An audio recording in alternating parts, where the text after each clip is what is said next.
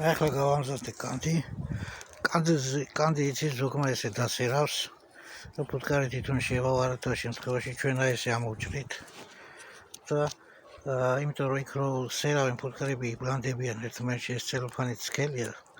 მე თვითონ მიმაქვს ხომ ცელოფანი რომ კანს ვაკეთებინებ ვაზელინებ